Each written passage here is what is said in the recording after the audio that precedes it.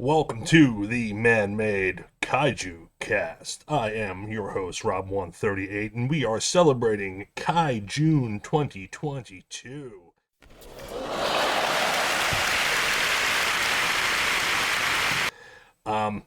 Posted a poll a couple weeks ago as to what films we'd like to discuss, which you'd like me to discuss here on the Kaiju Cast.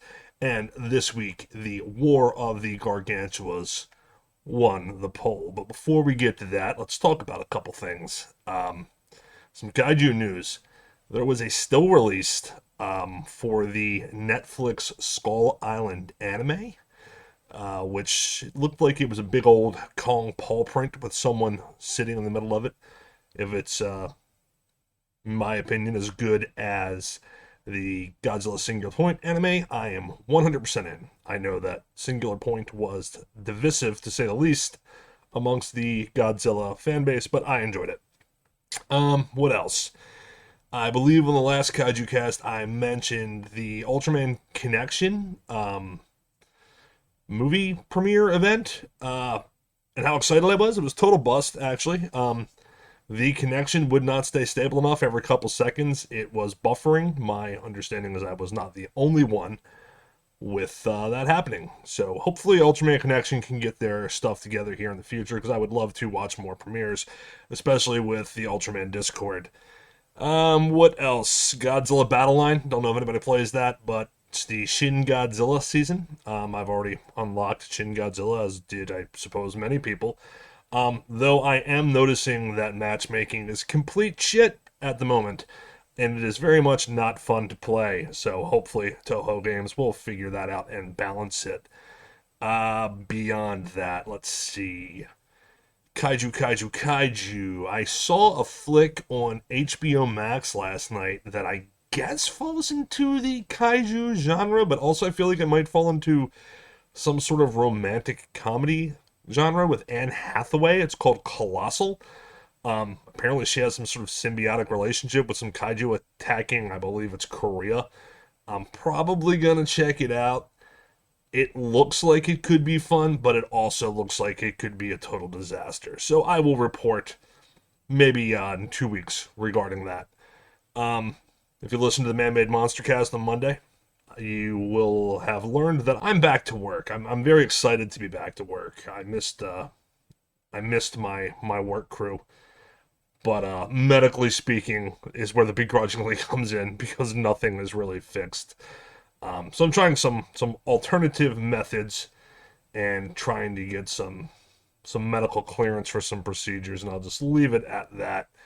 I'm going to plug Patreon real quick. I started a Patreon for the Man-Made Monstercast, and by extension, the Man-Made Kaiju Cast. You can find us on patreon.com/Man-Made Monstercast. Two of the tiers involve buying me a coffee so that I can stay awake long enough to do all of the things while I'm back to work.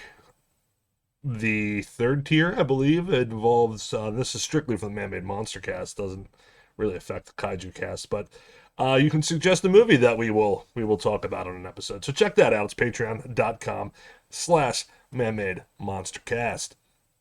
On the slab today, we have the War of the Gargantuas, which happens to be one of my more liked kaiju movies.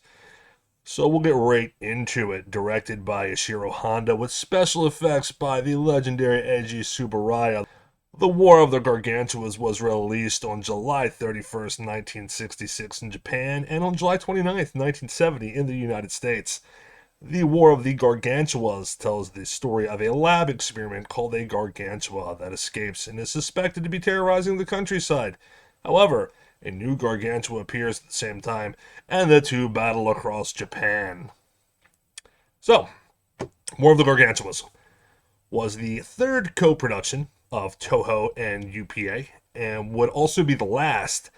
The film's initial announcement saw it being called the Frankenstein Brothers, and later saw it being referred to under various titles, including The Two Frankensteins, Frankenstein versus Frankenstein, and Frankenstein's Decisive Battle. I'm sure you see a theme here.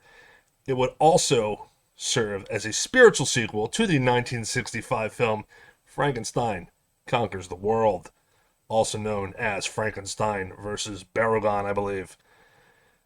Beyond the original Japanese version, there are two separate English dubs for the film. The first was commissioned by Toho and was called the International Dub. This was a direct translation of the Japanese version and kept the monster references as Frankenstein and had actor Russ Tamblin's dialogue redubbed. This is the version that we are going to be discussing today, by the way. The second was commissioned by UPA and was considered to be the quote-unquote American release. This version omits all references of the aforementioned Frankenstein Conquers the World and refers to the monsters as Gargantuas. It also includes additional footage that was not included in the Japanese version. Additionally, Russ Tamblyn was called back in to redub his lines because his original dialogue track had indeed been lost.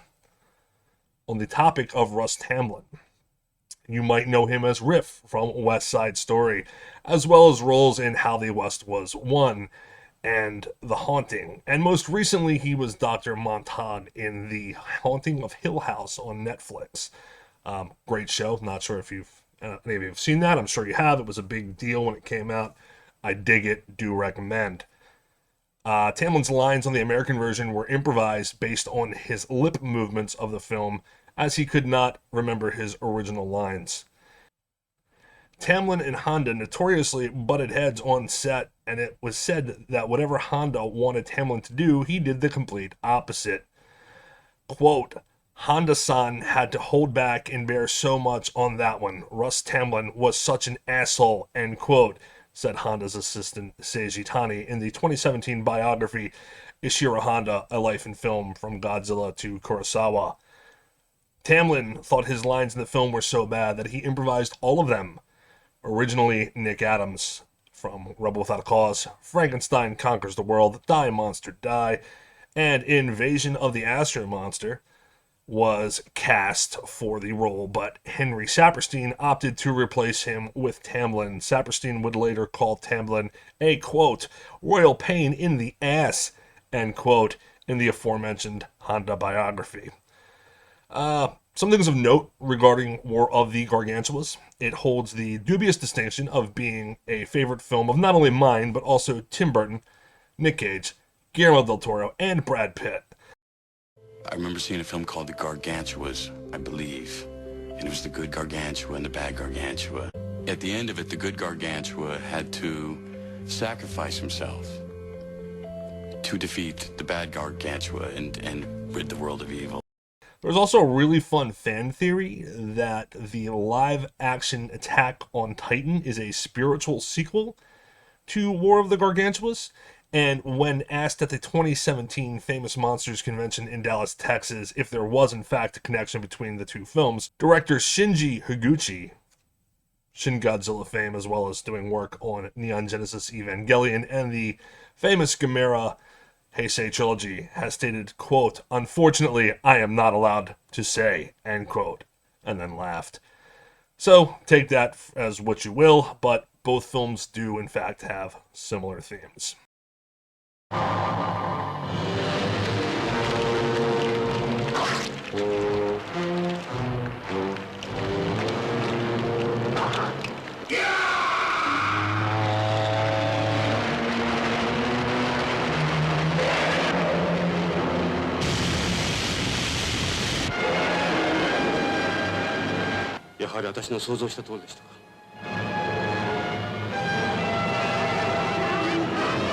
Got a strange hunch that they're not related as we know, father and son are brothers.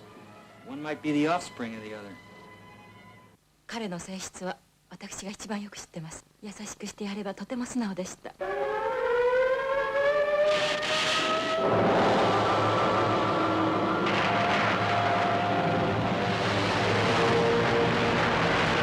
It's no theory, you know, that the brown gargantua is a harmless creature. ガイラとサンナが兄弟であるということは、いつサンナが凶暴になるかわからないということです。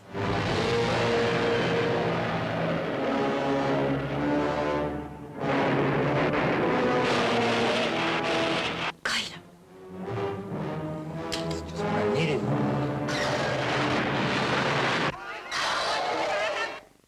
これでもあなた方怪獣の飼育を主張しますか？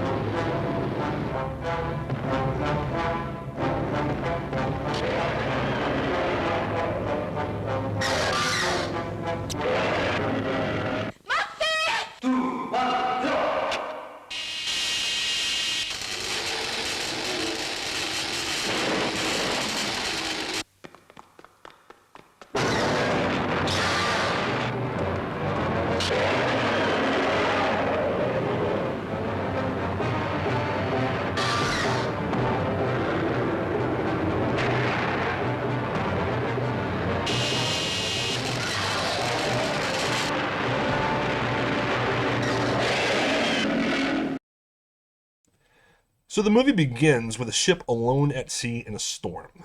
If you are a fan of kaiju films, which you probably should be, otherwise why are you here? You know where this is going. A tentacle appears in the cabin and tries to attack the crewmen. Outside of the ship, a giant octopus appears. This octopus was the octopus used in the deleted ending to Frankenstein Conquers the World. And it's pretty cool looking. But it is not, in fact, the major kaiju in this movie. Just then, a hairy green beast arises from the depths and stomps the cephalopod back into the ocean. He lets out a huge roar and he attacks the ship. This is a very cool scene, the first of many in this film. Somehow the guy on the ship survives and he's in the hospital. The Coast Guard comes to visit and he just utters, monster. We established there was a crew of 5 and they all went down with the ship. The Coast Guard asks the survivor about the crew, who tells them that the green monster got them. The Coast Guard does not believe him at all.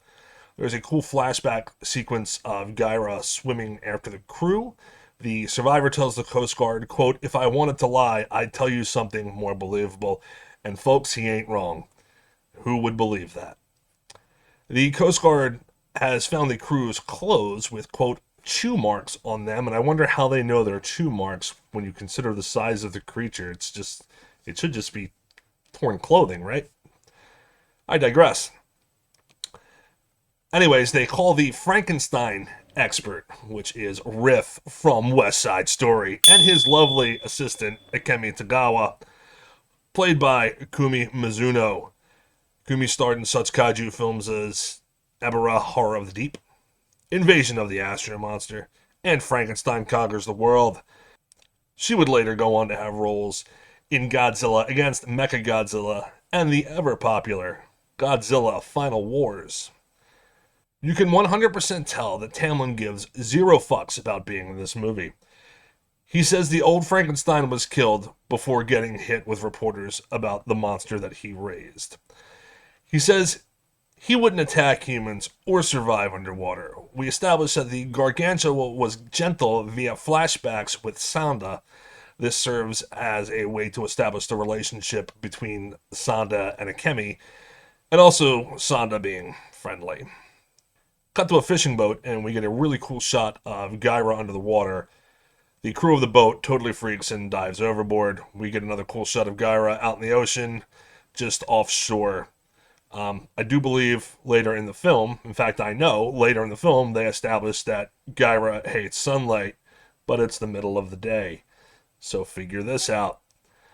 Dr. Stewart and his crew decide that it's their responsibility to prove it's not their Gargantua, it's some other Gargantua. And they go off to investigate the footprints in the mountains, and they go off to investigate the damaged boats. On the boats, they find a sea membrane that serves as proof that the Gargantua in question is not their Gargantua. Dr. Stewart and the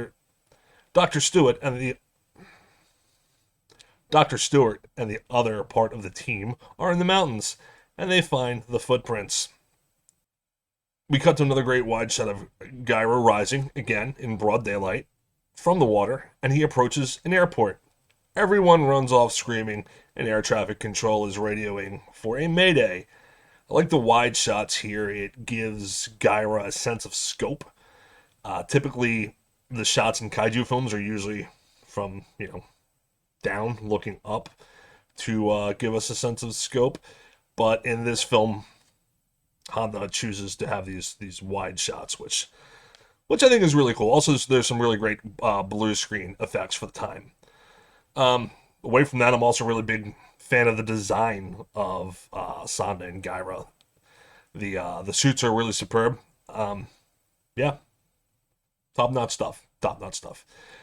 Gyra puts his hand through a window and he pulls someone out and then proceeds to eat them, which we would later see used, I believe, in Rampage, the video game. Sun peeks through a cloud and Gyra runs off back to the ocean. This is actually inadvertently pretty hilarious how Gyra is running. We cut back to the Doc and his team. They are being bombarded by the media. Doc Riff says it's not their Gargantua, and the media says it doesn't matter whether that's true or not. It's what people believe. In cancel culture, He's around even in 1966. Become available. And Hey, that's the turn news that tonight thing at 6. down. Thank you so much for joining us. We'll have news, weather, and sports tonight. I've been canceled. Stewart and Akemi head to... Oh, Stewart, by the way. It's Doc Stewart. I know I've been calling him Riff. Doc Stewart and Akemi head to Tokyo, and Doc Stewart quips that maybe he lives in the water because he fell in love with a whale. I'm not entirely sure if this was meant to be funny, because it's not. So, yeah. He then theorizes that maybe there is a second Gargantua, which I thought we established based on the evidence at the ship, but I digress. We cut to the Defense Agency of Tokyo. The general says they'll put a strong electrical current in Tokyo Bay. We then establish that Gaira is sensitive to bright lights. The media asks if they could have avoided the casualties if they didn't say the monster can't live in water. And Stewart then tells him he intends to continue his research, and they are all aghast. He and Akemi make their way to the hotel, and Stewart asks if she could imagine what it would be like if the monster were to appear in Tokyo. Yep. I imagine we're gonna find out. We cut to one of the most cringe-inducing scenes in Kaiju history, and the only other American actor in this film, Kip Hamilton, who is belting out a terrible, terrible song entitled And Boy Do I Wish They Had. The best thing about this scene is it is an obvious blue screen, so shit is definitely gonna go down. There's a bit of foreshadowing as the lights dim, and the lyrical content of the song is something about turning the power on. So that's a nice little bit there that I feel like gets lost. If I had a hidden microphone inside of my heart, I would turn the power on. A fun note about Kip Hamilton, she is actually the sister-in-law of the legendary Carol Burnett. But away from that, this song is annoying as hell. Gaira then appears behind her, thank God, and everyone panics. Gaira grabs her. There's a nice blue screen effect with a large model hand holding her. The effect would later be reused, I believe, in King Kong Escapes. I know it's a Kong movie. I mean, most of the Kong movies have a similar shot, but I think this particular method was reused in King Kong Escapes. They turn the lights on, and he drops her. An alarm sounds, and a news bulletin says that Gaira has made his way to shore and that everyone needs to turn their lights on. Akemi and Doc Stewart pack up and head out. Stewart needs a sample of the monster's cell structure to find out whether it's their Gargantua or a different one, which, again, I thought that we established. This is a running theme, I believe, here. I thought we established that it's not their Gargantua. But whatever. Cue a montage of people prepping for Gaira to make landfall. There's some more really great wide shots of Gaira. Gaira lets out a roar, and the military mobilizes. It's a pretty cool sequence here. The military hits Gaira with floodlights. He hides in the trees. They decide to go with Operation X, as they don't just want to wound Gaira, they want to kill him. Gaira makes his way to a stream, and the military opens fire on him. I wanted to point out real quickly here that the miniature design is awesome, and the blue screen effects are really awesome here. Gaira gets incredibly sick of their shit and starts chucking tanks into buildings. This entire sequence is pretty great. There's also really, really great sound design here from the legendary Akira Ifukube. There's another montage of the military hauling in their maser cannons. That's not a laser cannon, that is in fact a maser cannon. I believe this is the first film where the maser cannons would be used in a kaiju film. They would later become a staple in the Toho films after this. Air support is now looking for Gaira, and I'm just curious as how the hell you lost him. I mean, I know he's meant to be smaller than Godzilla, and he's green and kind of in the woods, but he's still a giant green humanoid creature. How do you just lose him? Anyway, they find him immediately, thus making the scene entirely useless. The general thinks that he's moving quicker than they expected and questions whether they will be ready in time. Spoiler, they will. They send some choppers to slow him down, to no avail. The military falls back, and they send another chopper to lure Gyra in. Here's where they unload on him with their maser weapons. Gyra is getting pretty messed up here, pretty badly. He retreats behind some trees, and this shot would actually later be used in various Godzilla movies. And just when this seems to be the end for our friend Gyra, his brother Sanda shows up to save him. Sanda shoots a look of death at the military and then helps his brother to safety. There's a nice shot of Sanda holding his brother just before he lets out a big roar. I really enjoy that you can see the suitmen's eyes in these suits because it really, really allows them to emote more, which is something you really don't get in a lot of kaiju movies at all, let alone in this era of kaiju movies. So yeah, that's just awesome. It really helps with the portrayal of these two monsters. Sanda was played by a legendary Godzilla suit actor, Haru Nakajima, and Gyro was played by Yu Sakita, who portrayed Mecha Kong in King Kong Escapes, and Anguirus in Destroy All Monsters, as well as Godzilla himself in Son of Godzilla. We cut back to our scientist team, who theorize that Sanda is their Gargantua. We then designate the monster's code names as Gyra and Sanda. In the woods, Dr. Stewart tells his team that they shouldn't spend too much time wondering about things. Yep. Because if you're a scientist, you should not spend any time at all wondering about anything. Doc Stewart then tells the military to check out the lakes and the streams since Gyra can't survive without water, and then tells his team they'll search over the ridge. We cut to Sanda and Gyra by the lake. Gyra's in pretty bad shape. Sanda's splashing water on him and trying to help him, but they hear a helicopter. Gyra promptly hops up and dives underwater, and Sanda retreats to the trees until it passes by. Our science team finds something in the water. There's a really, really close-up shot, but I can't make out what the hell they found. Doc Stewart then finds some green stuff from Gyra and says it's fresh tissue. At the lab, they theorize that the two are brothers. Stewart theorizes that Sanda scraped himself somewhere, somehow, and the tissue somehow got to the sea and then somehow grew into Gyra. And I thought he just said that they shouldn't wonder about things. This is how science works, folks. They then decide if they blow them up, they could wind up with millions of monsters, which would be the end of humanity as a whole. The military says they need to rethink their tactics and decide napalm is the answer. Solid. We then cut to a nature documentary and some folks singing and dancing down the road. Stewart and Akemi roll up, and Stewart says that young people don't scare easy, and it's the same as when Nazi Germany attacked Paris. What the actual shit, Doc Stewart. He and Akemi decide to take a walk. I guess they just left their car in the middle of the road. These happy people are still singing down the road as a mist rolls in. Stewart and Akemi head back to their car, and our happy troops stroll into Gyra. This was a very cool shot of the silhouette of Gyra appearing in the mist as they approached him. They completely freak out, justifiably, and then they run past Stewart and Akemi and tell them, "It's the monster!" Akemi then randomly falls off of a mountain.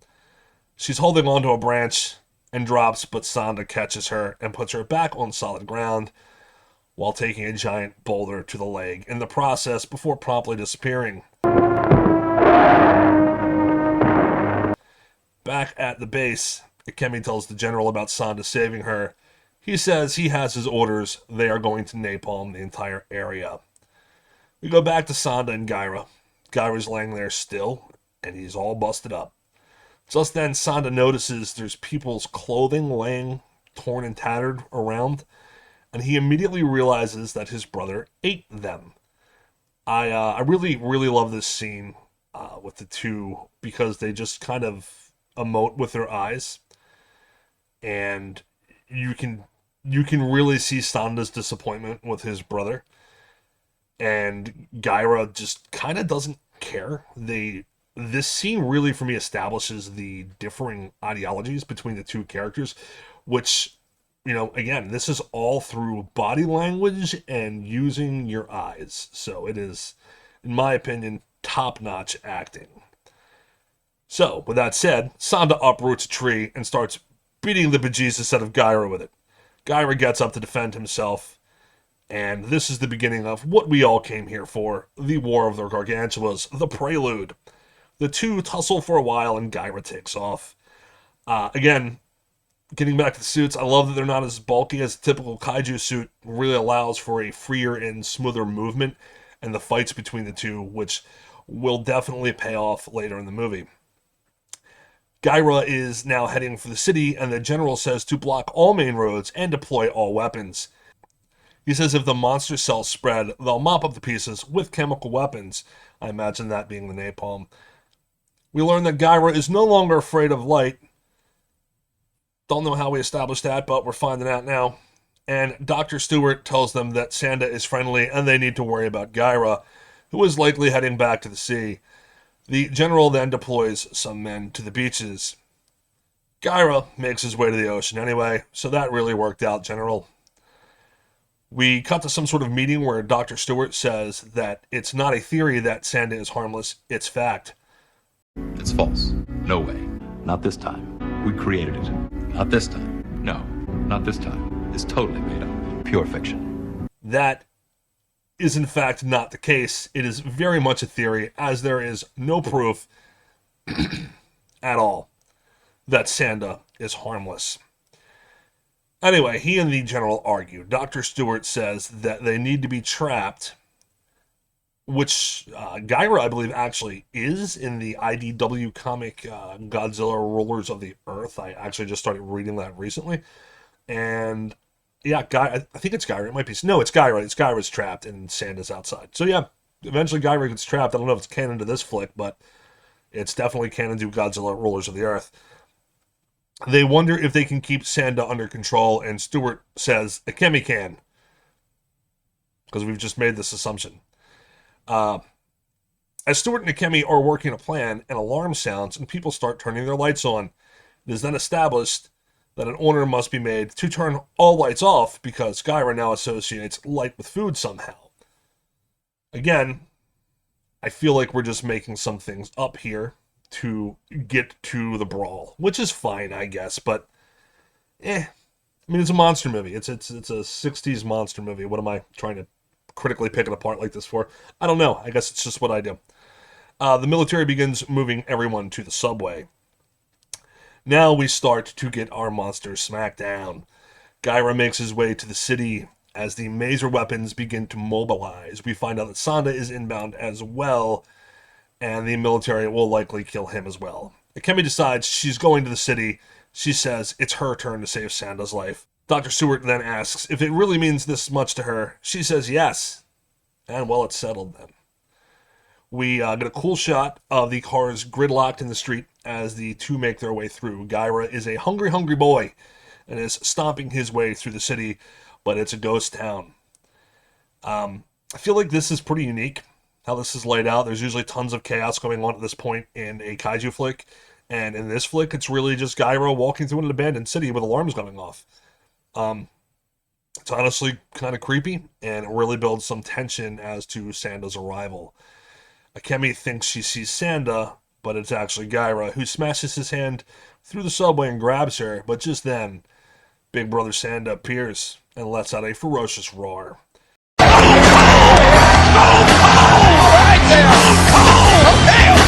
Gaira drops Akemi, and now it's clobbering time. The two brothers square up. Sanda's really, really awesome here.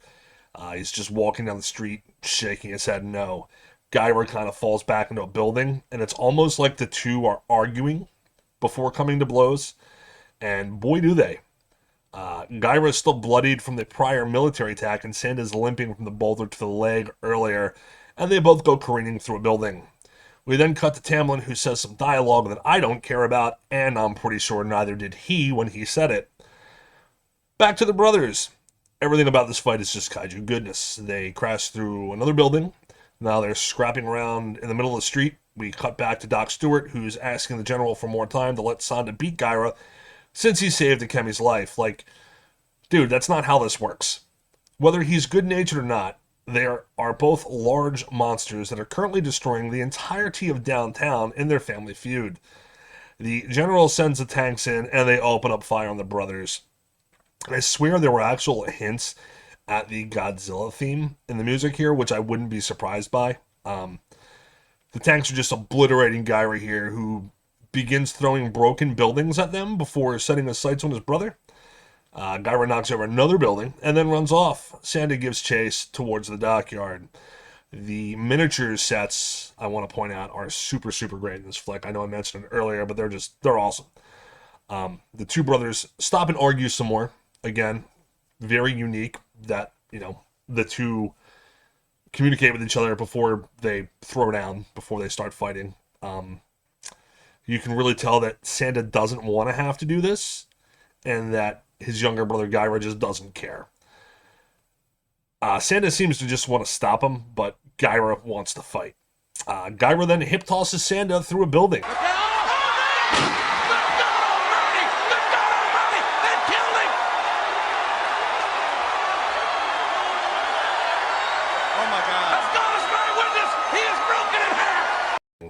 And at this point begins to stomp the ever-loving piss out of Sanda until Sanda flips him over and becomes the aggressor. Gaira kicks him off and then tackles him through another building as the military roll up with their masers and fire at Gaira.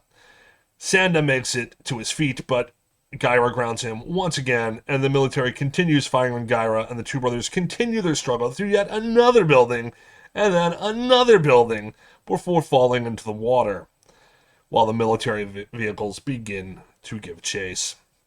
I assume that they're at Tokyo Bay, since this is where all the major shit goes down in kaiju movies. So, the military gives chase. And the two are still kicking the ever-loving crap out of each other, and the military continues to fire their maser assault weapons. Gaira dives under the water and resurfaces, holding a freight ship above his head. He proceeds to toss it at Sanda. Sanda, after being hit with the freight ship, then picks it up and does the same. I feel bad for anybody who was on that ship, as they are all undoubtedly dead at this point. Both then swim further out into the water. We cut back to Dr. Stewart, who was very creepily stroking Akemi's face with a flower at the med bay.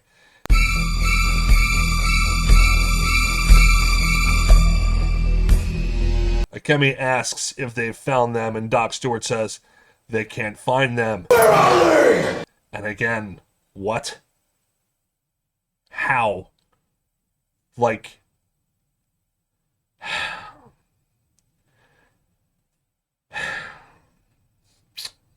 So we cut to a helicopter flying above the two brothers as they fight in the ocean. The helicopter immediately finds them. The helicopter's now dropping bombs on the both of them that apparently they could not find. All of a sudden, a volcano appears in the ocean and erupts because reasons.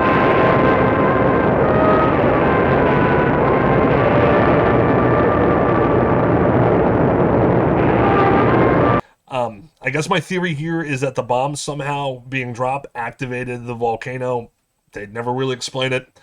The volcano erupts and the brothers disappear in the ocean amidst the smoke and the flying debris. We cut back to the med bay and they say they must be dead. It's not confirmed, but they must be dead. Was it confirmed? No. They say it's not confirmed because they couldn't get close enough due to the heat from the volcano, but they must be dead. The end.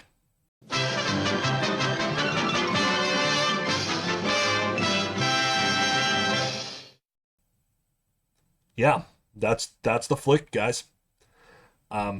Feel like it's kind of an abrupt ending for a really, really unique kaiju movie. Yeah, it sounds like the ending was short, right? But you got to see it because the fight goes for a while. And I'm not just going to sit here and be like, and they fall through a building, and they fall through a building, and they fall through a building. Like, go watch it. It's really cool. So, getting to my thoughts here. The good. I thought Honda made fantastic use of wide shots in this film. He really, really established the size and the scope of the brothers through his use of the wide shots. Ifikube's score was phenomenal as usual. Miniature design was exceptional, as stated. But for me, the film's strongest point are the brothers. Most specifically, the performances of Nakajima and Sakita. Like I mentioned earlier, the creature design and the suits really allowed both of them to emote more with their eyes, which gave them certain emotional gravitas. The suits themselves being less bulky allowed the actors more range of motion, which allowed them to have much more visceral fights, though I can only imagine how painful it may have been while doing those stunts with significantly less padding. Nakajima himself has even stated that this role was one of his favorites due to the flexibility of the suits and being able to emote. The bad. Russ Tamblyn.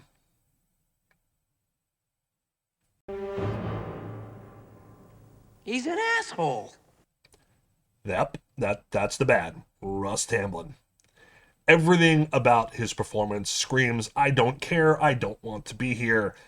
I feel like every time he was on screen, it just kind of broke my engagement with the story. His portrayal of Dr. Stewart seemed very lackadaisical and really ruins the immersion into the plot at points, which I think is really unfortunate because I really believe this could have been a legendary role for him.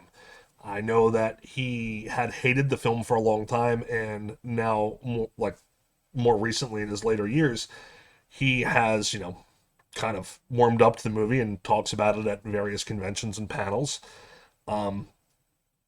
which is great, I guess, but too little too late, because, his performance just, it's flat for me. It's absolutely flat. Beyond that, I feel like the military was kind of inept at points, which it might just be by design, because they do kind of all wind up being inept in these kaiju films, being the military. Ultimately, I'd probably give War of the Gargantuas a 7 out of 10. While not the best kaiju film ever made, it is certainly one of the most unique. Honda's direction and Ifikube's score, once again, are a 1-2 punch that complement each other perfectly. And Nakajima and Sakita's performances add a much-needed weight to a kaiju film. 100% recommended viewing. It is currently streaming on Tubi, as well as HBO Max. Beyond that, another fun, albeit shorter episode of the Man-Made Kaiju Cast. I would ask everyone to leave a 5-star rating, if you could. Definitely comment if you can. Like and subscribe to all of our stuff. Twitter being at MMMonstercast. Instagram being at ManMadeMonstercast. My Twitter is at R0B_138. My Instagram at R0B138. I almost forgot we're back on Facebook at Man-Made Monstercast. Patreon at Man-Made Monstercast.